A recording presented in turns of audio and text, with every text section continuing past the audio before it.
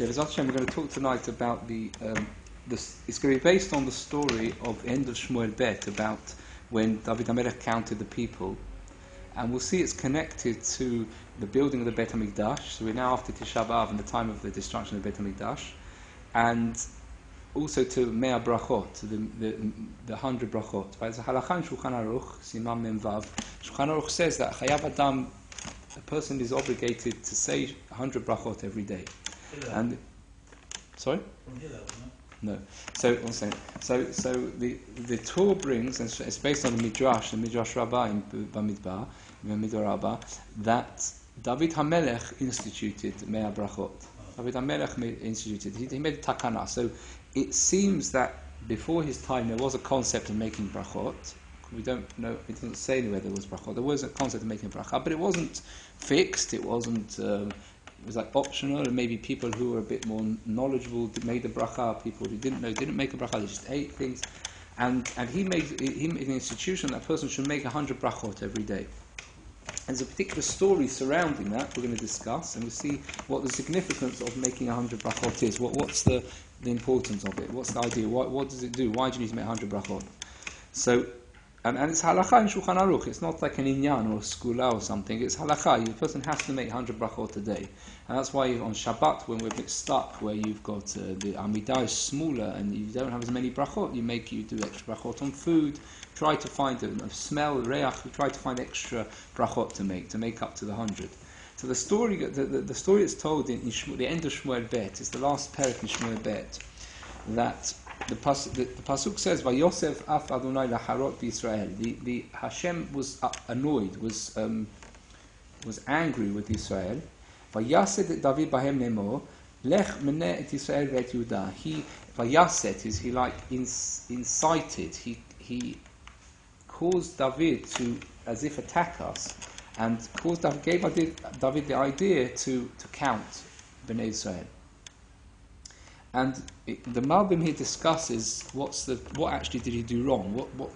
So he went and he counted the Bnei Israel. So we find in other places Shaul counted the Bnei Israel twice. Shaul counted twice, there was no problem. No one had an issue. In the Midbar we counted, there was no problem. So what was wrong over here? So the simple answer is because Shaul used stones. Everyone had to give a stone, or everyone had to give a sheep, and they counted the sheep. And in the Midbar as well, everyone gave a chatzi sheker. So David, did he not? So some say that he didn't do that, and therefore he was punished. He didn't do what? He didn't give anything. They didn't give anything. He just counted them, according to some. I was thinking about maybe it's Chas v'Shalom on his level, on David his level, קצת באמונה, קצת פחות, because when he was by himself, yeah, and that's before he going to war. Yeah. When he was by himself, he 100% trusted Hashem without anything, forget about any counting. Yeah. And then in here, now when he has a big army, what's the need? Right, yeah, fair. So very good. We're going to see it's very much dependent on that. We're going to develop that. We're going to speak more about that. Yeah, there's very connected to understanding of who's doing it and who's in charge and who is having. It's very connected to Yirat Shamayim, in fact. The Malbim says actually there's 4 expressions for counting. There's actually 4. The Torah uses four words for counting. So there's lispor, sheiloi safer, usfatem lachem machorot hashabbat, sfirat om, counting. And it says that means when you count the actual action of 1, 2, 3 as you're going through, that's counting. There's also limnot. So what's limnot? Asher lo yimaneh v'lo yisaper. What's limnot? What does limnot mean? So minyan. So what he means is, he says it's used mainly to mean where you want to see, you know how many there were, and you want to check if there's any missing. That's moneh. That's what he calls. So you say lo yimaneh means that if you think there might be some missing, and then you count them. So Hashem counted after the egel, let's say. That's be a minyan, that'd be moneh. He says Asher lo yimaneh v'lo yisafer means the Bnei Israel, there will never be any missing. You'll count them and there's never any missing. That's moneh. So in this case, David HaMelech wanted to check that he wanted to make like a list of all the soldiers and to check that none were missing. And none were originally. The Malbim says when there was a war, all the people came. The people just volunteered themselves. They were all behind David, and they all arrived at war. Later, when he was losing a bit of the people were not as with him as strong, so he saw that he had to keep track of who has come and who's stayed behind. So that's Moneh. So you've got Sofer Moneh. Then there's also Pekidah or Yifkeden Pekidah, and Lifkod is to when you do the count to check the overall amount, how many are there. The Pokeh Pekidah is the end result. You do a Pekidah to check how many I've got. Now I've got the final total, and I know how big my army is. So Sofer is just the action, the counting 1, 2, 3, 4. And Pekidah is now you've got the result. You know that's the final, the target. Sum total, yeah, that's Pekidah. And then he says the last one he says is also we find is Nasor, right? Nasa, and Nasor is Rosh Bnei Israel. Right, and that is when you want to give a chashivut to something, you're counting it like something that's precious, and you want to give a nasur, you lift it in lashon of lifting, because that's an extra chashivut.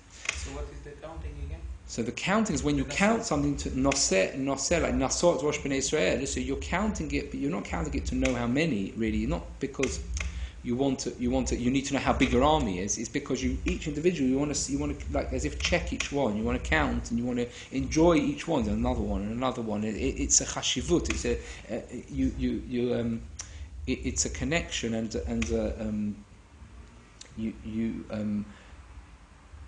With the last one, it's very difficult to see the counting. Until now, the minyan, Yes. So that is an interesting. If you see, so only Hashem. It says Nasor Rosh Bnei Israel. Hashem says it there. You don't find that with David HaMelech when he counted, he uses the expression of Nasor. It says,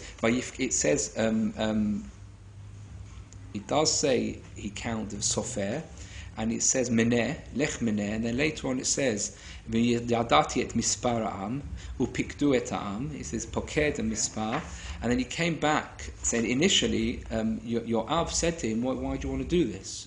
Why do you want to count the people? It's not good to count the people. And David said no. David was very strong about it. He said to him, you have to count them. Just earlier we just read the pasuk. Yeah, so Hashem made this eye. I don't think he mamash forced him to do it, but he gave him this kind of as if a push to do it. I guess because of the punishment that after the wars, I presume people something happened. Well, no, that's the question I'm going to come to. Just 1 second. He says here. So it says Lifkot. So Yoav came back to him and said to him. He uses the expression here. Vayiten Yoav et mispar mifkad ha'am. Vayiten Yoav et mispar mifkad ha'am. The number, which is the counting, mifkad of the total of the people. So you see the two things there. It doesn't say anything about nasor. Now, the first point here is an introduction to this story. Is the first line is Vayosef et Hashem laharot b'Yisrael. Hashem was like as if upset, was angry with Hashem. Vayosef af Hashem, af meaning the anger of Hashem was. Rashi says, just read through the wording of Rashi. Rashi says, Vayosef af Hashem laharot b'Yisrael lo yadati alma. Rashi says, lo yadati alma. I don't know why Hashem was upset with Israel when he made such a thing happen. So I saw it explained from the Klei Hakar. They brought B'Shem the Klei Hakar. Some Pirushia said that David himself Hashem was annoyed with, because the Midrash says that Uriah HaHitti, who we mentioned in the last Shiurim, right? Uriah HaHitti, who David HaMelech had sent into battle to take his wife Bathsheba. Uriah HaHitti was one of the Giborim of David HaMelech, was one of the Giborim, one of the mighty warriors.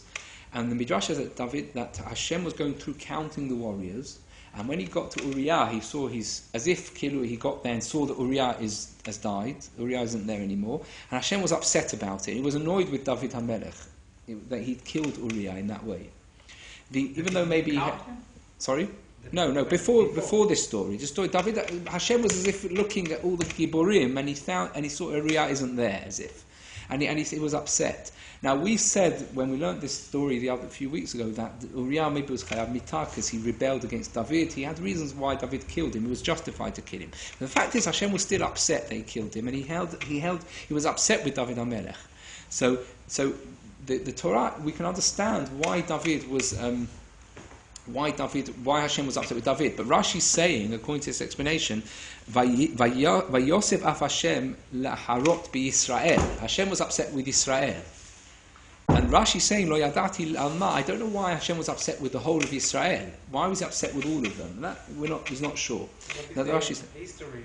Yeah, so it doesn't seem from the psukim before there's any reason why Hashem should be upset. We'll come in a minute maybe to one explanation. The Ramban says explanation in the Torah. We'll come to that maybe soon, but it's connected with what we're going to speak about. So you have different reasons why different ways of counting. It's very hot. Let's open the window. Just swing it. Thank you.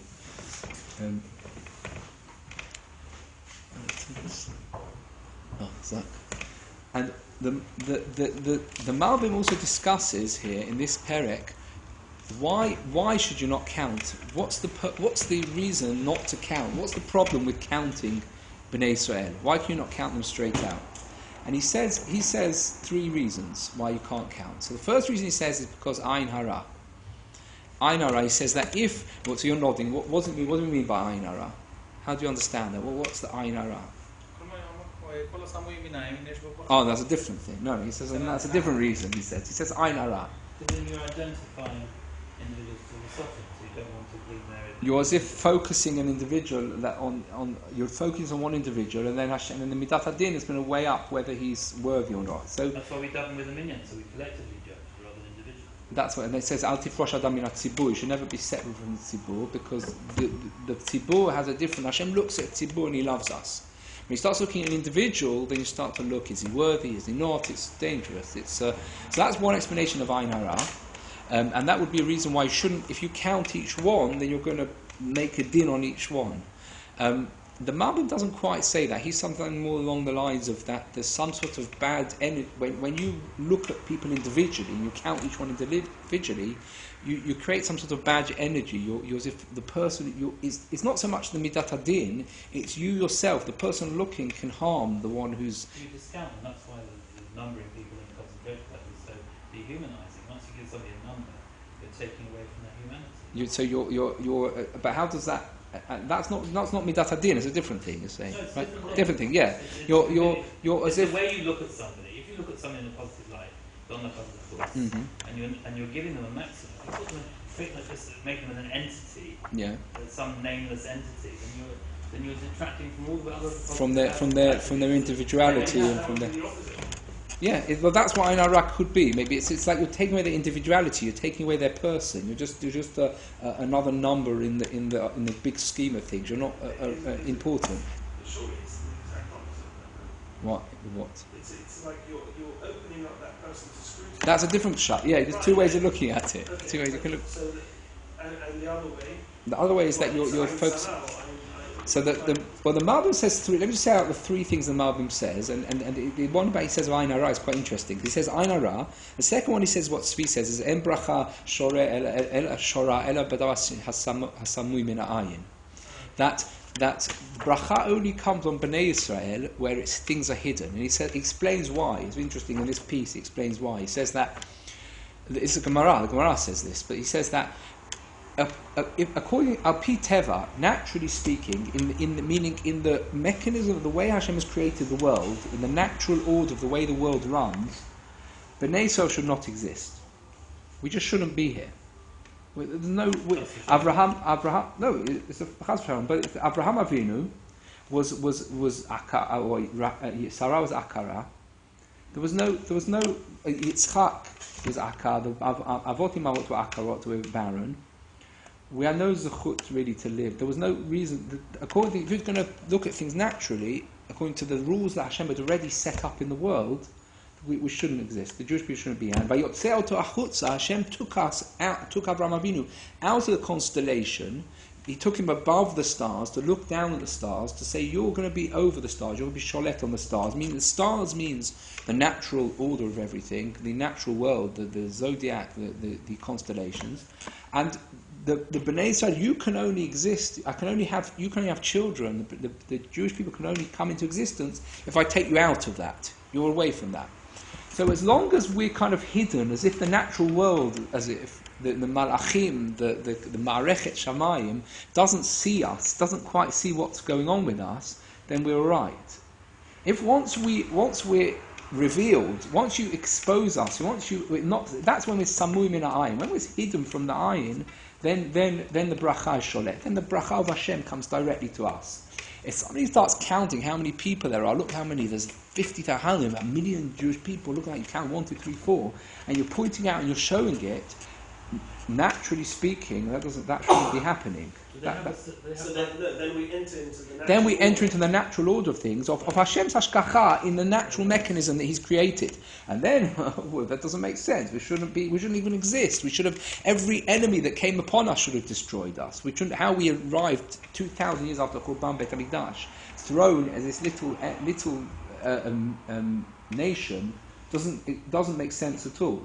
And we're only this because it's samum in ayin, it's hidden. And the bracha, therefore, it's only shoreh on something samum in ayin. Can we say, Paul? Yeah, I'm just thinking it's a sideline about Eretz Yisrael and whether they have a census, and if they have a census, is there some halachic implication and all the rest of it? Yeah. That's something that could be looked into. So. So he says. So on the one of Ayin Hara, it's quite interesting. I'll just read you out the language that the Malbim uses. When he talks about Ayin Hara, he says. Get the right page. Yeah. He says over here.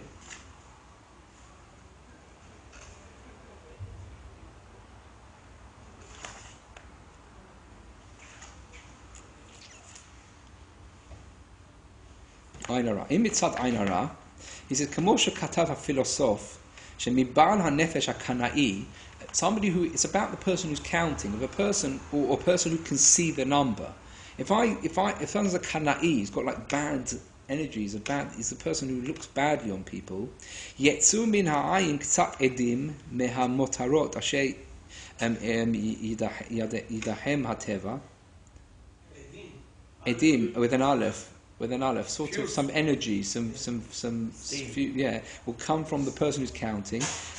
V'yif'alu b'arisutam, and with their arisut, their eres, their venom. Al hamuchan lihitpa'el mehem, so somebody who can be influenced by it. Ad sheyamitu anashim ha'alolim lakach, so even a person could even cause death by such a thing. It's very deep, this one. That's what he calls it, says from the philosophim. So it might be it's a scientific thing that maybe scientists don't agree with. I don't know whether he's saying it as a scientific thing. The Mum is on the top, but I don't know if we have to take it 100% because he's bringing from philosophers. But he would disagree with the philosophy because they're not. There's many jokes said about it. Yeah. They call it a yan. Yeah. The yan is the Ayin Hara doer. Yeah, who would put Ayin Hara in someone to damage someone. He used to look at someone and he would put the Ayin Hara on. Yeah. It wasn't a far-fetched. Right, not something from thousands of years ago. The last 100 years. There's problems. Some places. People still do it. Maybe. Have you heard the phrase in English to put the mockers on somebody? Well, I thought it was an English phrase. I didn't know it was either. Put the makot on somebody. Oh, okay, the mockers. Okay. Bringing negative energy. Right, bring negative. So anyway, that's the way the Malbim discusses it. The truth is, there are Rishonim that explain. I think that the Bible explains that the Ayin Hara means some of the other things we've said. The Ayin Hara means that you count, you expose somebody to the Midat Hadin, like Paul said originally, and that's Ayin Hara. So different ways of understanding Ayin Hara. What's the third one? So he said the first one he says is Ayin Hara. The second one he says, the second problem he says is En Bracha Shorah El Adav Samum Min Ha'ayin, and by counting you're making it clear how many there are. And the third reason he says, the third one is ahdut. It's a lack of ahdut.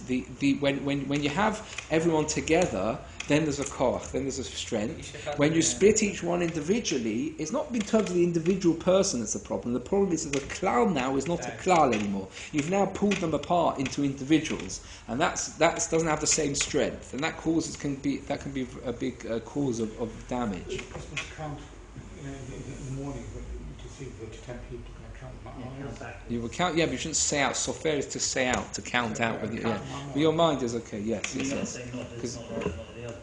Yeah, sorry. When you say not one, It's worse. It's different.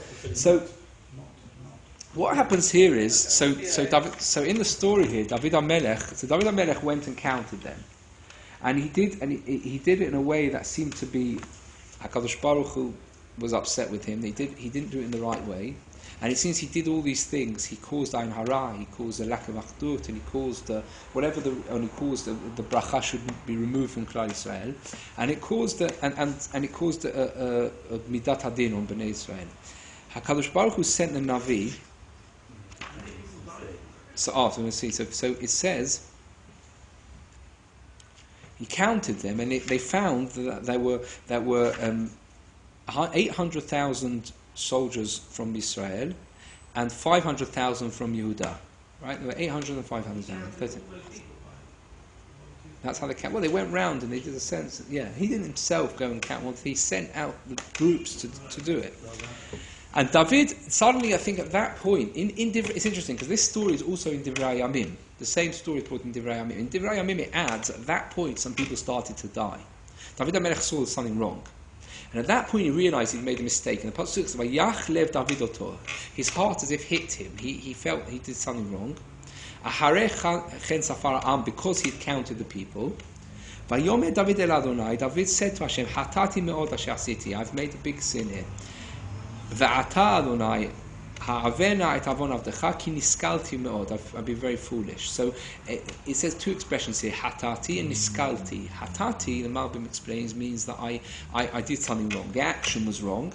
Niskalti is sechel melashon, stupidity, that my thoughts were wrong. So when a person does a chet, he does the action as a sin, and his mind is wrong, that he's doing the wrong decisions and his wrong ideas. So he says, I did both. I made the wrong action, and my mind is wrong, my ideas are wrong. And he gets up and he says, and he goes, and Gad HaNavi comes to him. Gad HaNavi, Choseh David Lemod, the Choseh of David comes to him. And he tells David, you've got three options here. He says to David, you've got three possible punishments. One of them, and it says, choose one of them. Meaning, he really should have had all three. The punishment should have been all three. But if you choose one of them, if you accept upon yourself the punishment as a teshuvah, then that already mitigates, that lessens the need for the punishment, and one will be enough. If a person says, I didn't do anything wrong, and he's punished, then there's a lot of avoid, lo aleinu. If a person says, I realise I did something wrong, and I realise I have to have a punishment, and he accepts upon himself midat hadin, then he can lessen the punishment. So Hashem says to him, the Navi says to him, you've got three things, and look at the three. There's 7 options. The longest one is Sheva Shanim Ra'av, 7 years of famine. Or Shlosha Chodashim Nusecha Lifnei Sarecha V'hu Rodefecha. 3 months you should be attacked by your enemies, and they will chase you and they will attack you, and you won't be able to push them away. You won't be able to guard yourself. So I have 7 years of famine, 3 months of the enemy attacking. Or Shloshet Yamim Dever Ba'artzecha, 3 days of disease. 3 days that the Malach HaMavet can run riot, can kill whoever he wants. One of them is not. Yafeh, very good. So 2 of them, well, no. Which one? The first one's Ra'av. They're all on him. They're all on everyone. They're all of them. The Ra'av is on everyone. The enemy will attack everyone, and the Dever is going to be, the Malach HaMavet is going to start killing the whole country. But I thought you were saying something else. David HaMelech chose. He said to him, he said, I want to see what David says. Vayomer David says, El Gad. This is a famous pasuk. Vayomer David El Gad. Sali me'od. I'm very upset. Nipelana biyad Adonai ki rabim rahamav. He says, I will throw myself in the hands of Hashem because his rachamim is great. His great mercy. Biyad adam alepol. I will not go in the hands of a man. So, meaning, there's 3 options here. I do not want the option of enemy attacking.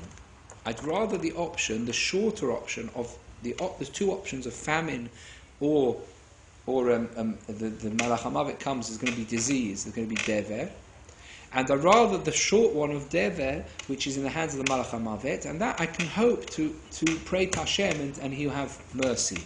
I prefer that than to have the enemy attack. And it's interesting. There's another point here.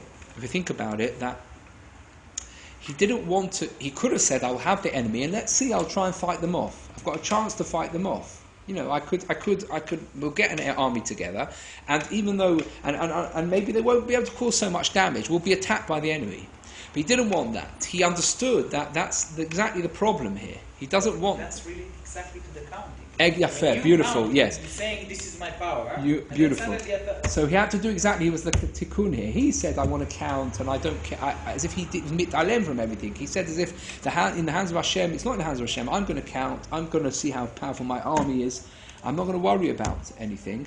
And here he's saying, I'm not going to say I'll take on the enemy. Hashem has sent the enemy. No, if Hashem has sent the enemy, it means that I have to be scared of it. And I'm worse because it's it's humans. I'd rather be just completely in the hands of Hashem. I'm completely, and the Malach HaMavet's going to run riot, and I've got no way of stopping the Malach HaMavet except for begging Hashem to stop him. That's the only way. Bring a korban up to Tefillah. It's the only way. And in that way, is a tikkun to the mistake he made. And so the pasuk says, "Vayiter Adonai dever b'Yisrael." Hashem sent dever, pestilence. You want a plague to Israel. Na'bokev ad et moed, from the morning till a certain time, a few hours in the day. Vayamot min ha'am, the people died. Midan v'ad Beersheva, from Dan to Beersheva, the whole length of the country. 70,000 ish, 70,000 people. It was a big makkah. Sorry? Maximum that we heard about was 24,000. It's like 70,000 people. It's a disaster. It's like, we have a whole Avelut for 2,000 years because of 24,000 that died in the Sphira. And that's over what, 3 weeks? 2 weeks. Over 2 weeks? Over 30 days. Right? Less than 40 days. I don't know if they even died on Pesach. I'm not even sure. Yeah, it's maybe over 3-4 weeks, yeah? Here in 3 or 4 hours, 70,000 people died. Huge, it's unfathomable number. Obviously, we didn't get what the did wrong. Oh, we're going to come to that. We're going to come to that. So that's one of the questions. Yeah. Oh, beautiful. So that's another question. So we're going to hang on to that. Hang on to that. What's the question? What did the do wrong? Now here the story goes into something which seems to be unrelated, and it's actually very connected. The story goes now that the Malach, with the Malach HaMavet, who had been running riot, this Malach HaMavet really had a field day, he comes to Yerushalayim, l'shahata, to destroy it. And Hashem, Hashem said, it's enough now. He tells them stop. Stop. Malach al-Mai haya. Shemi actually could give out. I've got the books there. So give out a couple. Do you want to give out a couple of? No. Just listen. Vayomer Malach HaMashchit ba'amrav. He says him stop. Malach al-Mai haya in Goren ha'aravna ha'yivusi. He was on Goren ha'aravna. The Goren was a storehouse of Aravna ha'yivusi, and that's the place the Malach stopped. And the Malach there wasn't allowed to kill anymore. He wasn't allowed to go back up to Shamayim. It says that they could see the Malach was standing like in midair. Vayashkev Aravna vayait hamalach et hamelech ve'et avadav. And the Malach sees. It says here that he sees the Aravna sees the Malach, and he says, just see the pasuk here. He says that he saw him as if standing, I think maybe in Divrei Yamim, he saw him standing in midair, as if he couldn't go back to Shamayim, but he couldn't kill anymore, so he was as if stuck, trapped. And here, the Navi tells David, make a Mizbeach here, on this spot, and bring a Korban.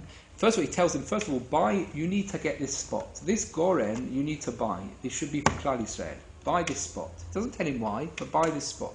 He buys the Goren, he does a Mizbeach, he makes a Mizbeach, he makes a Korban on the Mizbeach, brings a Korban on the Mizbeach, and the Korban is accepted, and suddenly the Malach is gone. He scares away, he beats away the Malach HaMavet.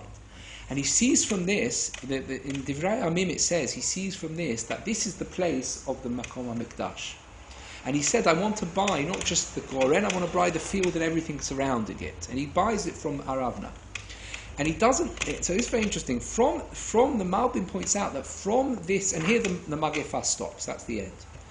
From this event, from this Magefa, comes out that David the Malach stops on the place of the Makom Hamikdash, and here David realizes this is the Makom Hamikdash. And now David starts to arrange in Divrei Yamim it talks about how he starts to arrange building the Beit Hamikdash from this point. He didn't know it was the Beit Hamikdash till this point, the place of the Har HaBayit, but from this event he understood it. And there's another thing the Gemara tells us, the Midrash tells us, and the Gemara mentions this in Brachot, that in order to stop the plague, he instituted the halakha, which we start off with, of 100 brachot. That person must make 100 brachot every day. When the people started making 100 brachot, people started making brachot, the plague stopped, the killing stopped as well. Which is two things came out from here. So what's the connection here? Why does 100 brachot, 100 brachot, stop the plague, stop the malach hamavet? Yeah. I would stop. The more brachot you do, the more you sanctify. So you're Mekadesh and Shammai, more than that. So more than that. The Gemara says, I tell you, the Gemara in Brachot says, how do we know that you're supposed to make Be'er Brachot, a remez from the Pasuk? But David HaMelech instituted it. It's not Minat Torah, but how do you know from the Pasuk? The Pasuk says, Ma Hashem Elokecha Shoel Mimach, Kim Lirauti. What does Hashem want? Pasuk, this is Parasha, next Parasha. What does Hashem want from us? He says, Kiyim liyirauti, only to fear me, Yirat Shamayim. That's what Hashem asks from us, Yirat Shamayim. The Gemara says, Al tikre ma, ela mea, 100. That's how the Gemara, that's the remes. So the remes to mea brachot is in the Yirat Shamayim. The Pasuk says you have to have Yirat Shamayim. Right? And the Marsha explains, the other Mepharshim explain, that when a person makes a bracha, he's about to eat something, he sees something, he makes a bracha on it. He's about to eat something, he makes a bracha. It brings Yirat Shamayim. He's bringing Hashem into everything. He's realizing that this food is from Hashem. He's realizing the smell is from Hashem. He's realizing what I just ate is from Hashem. Everything he does is bringing Hashem into it. He doesn't. I remember I had somebody in my house who was somebody who wasn't a Jewish person, but he wasn't Shomer Torah Mitzvot. He wasn't religious, frum, and he sat at the table. He asked, he said, and I brought him a drink, and he said, and he felt like awkward that he's not wearing a kippah, and he was Israeli, as it happens, and I think in the past he was from, unfortunately, and he knew from the past, and he felt awkward. He's in a drink, and so what he did. So he covered himself, and he made the bracha, and he's made shakol, and he drank the water, and it stuck by me. That a person he thinks he's got Neirat Shamayim. He might think that he's living his life without Torah, without mitzvah, doesn't keep anything. But you can see that he does. He doesn't really. He has Yirat Shamayim. It's a beautiful thing. And he's embarrassed, and by making a bracha like that shakol, he brings into the drinking. He brings to the water. He brings Yirat Shamayim. He brings the ruchniut. He brings the presence of HaKadosh Baruch Hu. And David HaMelech understood that if you get the people to say brachot on everything, then you're going to stop the magefa. Because what the problem was that he thought that I'm going to do everything myself. Hashem is not here, as if not mamash Hashem not here, but that idea. And he makes a bracha, then it's bringing into Hashem. Into everything. And the Ben Ish Chai says, if you look in the pasuk, Ma Hashem Elokecha Shoel Mimach, I think I'm not mistaken, you have to check this out. Shoel, the word Shoel is written Maleh, Shin Vav Aleph Lamed, which is not normally. In the Torah normally doesn't write Maleh.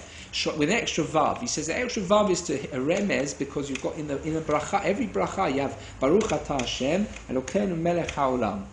Every bracha is with 6 words at the beginning. It's to hint to those 6 words. To you, Hashem, the King of the world, and everything you've created, everything. And this is where it's a bracha. How does it connect to the people? And this is how does the Beit Hamikdash come into this? I think the connection is becoming clear. Why is the Beit Hamikdash connected? The Beit Hamikdash is the place that brought the Shekhinah into the world. The Beit Hamikdash was what connected us to understand Hashem is connected to everything. The Beit Hamikdash was the Beit Olamim is the Sha'ar HaShamayim. When David HaMelech understood this, now had learnt this lesson, now he could get the Beit Hamikdash. Now he could understand it's the time to build the Beit Hamikdash. And why the people? What did the people do wrong? The Ramban says The Ramban said, we mentioned it did we mention this last time? The Ramban says in Parashat Korach, he says that, why would Hashem upset with the people? Because the people could have, he says, L'shichnot tidroshu uvat hashama, you should tidrosh, you should ask your shachen, l'shichnah, you should look for his shechinah. L'shichnah means like the shechinato. Right? You should seek his Shekhinah and come to the Bet HaMikdash. Right? So a person wants to go to the Bet HaMikdash. A person, when the Bet HaMikdash is standing, in the time of the Bet HaMikdash, you should want to go there, you should seek it and go to the Bet HaMikdash. The Ramban said there's something more than that. Before the Bet HaMikdash was built, when there was a Mishkan, there was really a mitzvah that we should want the Bet HaMikdash. It's not good enough, the Mishkan. The presence of the Mishkan, the Shekhinah in the Mishkan wasn't as strong, as powerful revelation as the Bet HaMikdash. The Bet HaMikdash was a higher revelation of Hashem. And the Ramban says that there's a mitzvah that the people should have looked, seek the Bet HaMikdash. They should have wanted it. Sorry? During David. There was no Bet HaMikdash. Yeah, but you're talking about the people, we're still waiting for what the people at the David time. What did they do? So they did. So the Ramban said. So that's what I'm saying. The Ramban says, apart from when the Bet HaMikdash is built, you should go there. Before the Bet HaMikdash is built, Hashem wanted the people to be doresh the Bet HaMikdash, to say, "I want a Bet HaMikdash." Why is there no Bet HaMikdash? David HaMelech eventually said, "I want a Bet HaMikdash," right? But the people, for not just then, up to then, it was a build-up from a long time. The people for generations before could have built a Bet HaMikdash. David HaMelech was told, you can't build a Bet HaMikdash because Yadecha Damim Mileu, your hands have got blood on them. Shlomo has to build a Bet HaMikdash. You can find the spot and you can start the arrangement. You can start the preparing. It doesn't seem like a direct response, like the Egel. So that's what he says. It wasn't anything direct. That's why there's nothing clear. That's why Rashi says, I don't know what the reason is. The Ramban said there was nothing clear, but Hashem was upset with Klal Yisrael. It wasn't like a direct punishment. It was Hashem was upset, and therefore he caused David to have this idea that nobody came and said to him, stop. The people were involved, but really Hashem was upset with them that they hadn't asked for the Bet HaMikdash. Why? What's asking for the Bet HaMikdash? According to what we're saying, asking for the Bet HaMikdash would mean that I want Hashem to be in my life much more. I want Yirat Shamayim. I want connection to Hashem much more. And they didn't ask for that. When they started making Brachot, when they could bring Hashem into their lives, when they could make Brachot on everything, before they eat anything, before they Bikat HaShvach, Bikat HaNehenim, then we can have a Bet HaMikdash. Then they could understand that we want a Bet HaMikdash. This is what the idea is. And therefore, this is what it says. Let's just finish off with this. This is what it says in the Tehillim. In Tehillim Kuf Lamed Bet Shir HaMa'alot Zechor Adonai LeDavid Et Kol Unoto. Remember David, what he tried to do. Asher Nishbal Hashem Nadei Avi Yaakov Im Avo B'Ohel Beti Me'eleh El Eretz Yitzurah. He says, I'm not going to go into my own house. I'm not going to lie on my own bed. Im Etenshnat Ne'enai L'Afapai Tenuma. I'm not going to sleep. Ad Imsam Makom L'Hashem Mishkanot L'Avi Yaakov. I'm determined to find a place for Hashem. I'm determined to build the Beit HaMikdash. And when he wanted the Beit HaMikdash, when he understood it's time to build the Beit HaMikdash, then the Navi said to him, yeah, this is the place for the Beit HaMikdash. After he wanted it, then Hashem revealed to him the Beit HaMikdash. God told him this is the place for the Beit HaMikdash. Before that, he never knew the place of the Beit HaMikdash. Because Hashem, why did he not? Why do we not know? This is a general question you can ask. It's an interesting thing. Why over all the centuries, when the Torah describes Yerushalayim, describes the Beit HaMikdash, how does it describe Yerushalayim? What does the Torah say about Yerushalayim? What does it call it? Doesn't say. The Torah, in the Chumash, what does it call Yerushalayim? No. No, it doesn't say Yerushalayim in Bet HaMikdash. Melchizedek Yerushalayim, maybe. Yeah, but it doesn't say. When it's talking about the Bet HaMikdash, when it's telling about the mitzvot, that in the time you're going to build a Bet HaMikdash, when the Torah says you're going to build a Bet HaMikdash, and you're going to go there and you're going to bring the Korban over there, what does it describe it as? You're going to see in Pashat Ekev, in Re'eh, how they call it. It says, B'makom asher yivhar Hashem. That's what it says. It doesn't say Yerushalayim. It doesn't say Bet HaMikdash. It says, B'makom yivhar. It's like hidden. It's like it's just it's in a remez. It doesn't tell you what it is. Because Hashem doesn't want you to He doesn't want to say where the Beit HaMikdash was. He wants us to ask for the Beit HaMikdash. He wants us to realize that we need the Beit HaMikdash. When David realized eventually, when the people asked for it, then he says, this is Yerushalayim. For centuries, nobody knew where the Beit HaMikdash would be. But he didn't know that this would be the place that would be the Beit HaMikdash. He didn't know explicitly. Maybe it was known as a secret, maybe. But the people did not know. David did not know. That maybe it could be Shmuel HaNavi knew by some nevuah. Maybe it was a secret. Wasn't supposed to reveal it to anyone.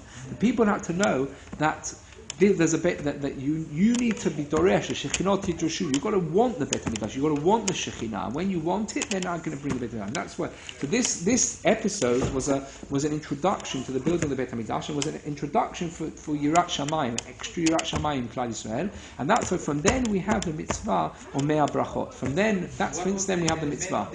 What was the title? The title was David HaMelech and Mea Brachot. But the truth is, I wanted to add and the Mishkan and the Beit HaMikdash, the Makom Beit HaMikdash, because that was also there. That's what we're going to explain here. That's right. You have to want it. Then Hashem is saying, you have to want it. Then He brings it. It has to come from us that we want it. That's right. We'll stop there. Shalom.